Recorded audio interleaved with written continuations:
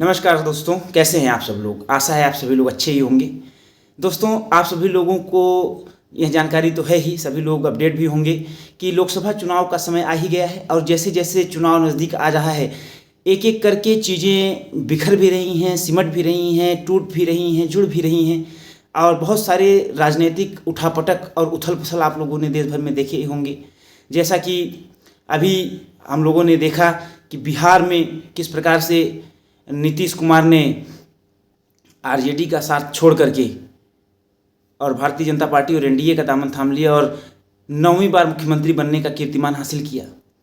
उसी प्रकार से 1 तारीख को केंद्रीय बजट भी आने वाला है और ऐसी आशा की गई है और ऐसा अनुमान लगाया जा रहा है कि कुछ लुभावने वायदों के साथ सरकार बजट पेश करेगी और संभवतः किसानों के लिए बड़ी राहत सरकार देने वाली है और जो 6,000 किसान सम्मान की निधि की राशि है उसको संभवतः 8,000 तक बढ़ाकर किया जा सकता है, ऐसे सूत्रों से समाचार प्राप्त हुए हैं। इलेक्शन कमीशन ने 16 अप्रैल की डेट घोषित की है कि 16 अप्रैल को लोकसभा के चुनाव कराए जाने हैं। तो उस संदर्भ में तैयारियां भी लगभग तेज हो गई हैं और आपने देखा होगा कई प्रदेशों में IAS, IPS, PCS, PPS अधिकारियों के तबादले भी हो रहे हैं।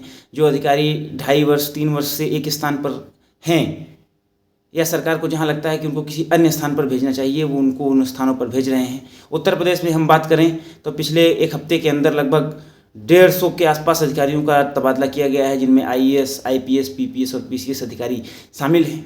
तो ये सब लोकसभा चुनाव की तैयारियां हैं।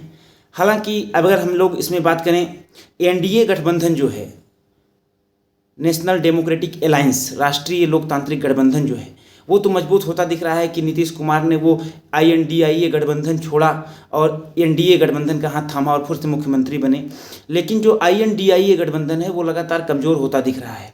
एक तरफ राहुल गांधी की भारत न्याय यात्रा को असम में भारी विरोध झेलना पड़ा। वहाँ तो ये कह सकते हैं कि भारतीय जनता पार्टी की सरकार है तो वहाँ पर विरोध झेलना पड़ा, ऐसा स्वाभाविक है, ऐसा लोग कह सकते हैं। लेकिन पश्चिम बंगाल में भी ममता बनर्जी ने राहुल गांधी की उस न्याय यात्रा को घुसने नहीं दिया है। अब बारी बिहार और उत्तर प्रदेश की है और उत्तर प्रदेश में भारत जोड़ो यात्रा भी आई थी। अब देखना ये है कि इन राज्यों में इसकी क्या स्थिति रहती है। लेकिन अभी हाल ही में पता चला है कि अखिलेश यादव ने लगभग 20 सीटों पर लोकसभा के उम्मीदवारों की घोषणा कर दी है। इससे INDIA के जो घटक दल हैं उन्होंने काफ़ी आपत्ति जाहिर की है। जो communist party of India CPM है, इन लोगों ने भी जो है आपत्ति जाहिर की है कि अखिलेश यादव ने इतने बड़े निर्णय ले लिया, 20 जो सीटें हैं उन्होंने अपने उम्मीदवारों की घोषणा कर दी और जो घटक दल हैं उनकी अहम बैठक, जो इम्पोर्टेंट मीटिंग होती है, उसको नहीं बुलाएगी और बिना मीटिंग किए इस प्रकार से मनमानापन किसी भी गठबंधन के लिए ठीक नहीं है। और इस प्रकार का मनमानापन 11 सीटें कांग्रेस को देने की घोषणा करना सपा के द्वारा, फिर अपने 20 उम्मीदवार घोषित करना, फिर इस प्रकार से कम्युनिस्ट पार्टी का एक प्रकार से कहें कि प्रेस रिलीज आना उसके विरोध में, यह कहीं ना कहीं, और उधर न्याय यात्रा को पश्चिम बंगाल में ना घुसने देना, उधर नीतीश कुमार का अलग होना और उधर हेमंत सोरेन जो झारखंड में है उनके खिलाफ ED की कार्रवाई हो ही रही है, आप देख ही रहे हैं, वो भागे भागे फिर रहे हैं। तो कहीं ना कहीं ये पूरी जो सिनेरियो है, ये इसको अगर आप चुनाव से जोड़ कर देखेंगे तो कहीं ना कहीं आपको एनडीए जो गठबंधन है वो एक बार फिर से मजबूत होता दिखाई दे रहा है और INDIA गठबंधन जो अभी हाल ही में बना था वो फिलहाल बिखरता हुआ नजर आ रहा है। आगे लोकसभा चुनाव की जो भी स्थिति परिस्थिति होगी उस पर हमारी नज़र रहेगी और हम और आप जुड़े रहेंगे और चर्चा करते रहेंगे कि लोकसभा चुनाव किस तरफ करवट ले रहा है, क्या देश भर में उठापटक चल रही है।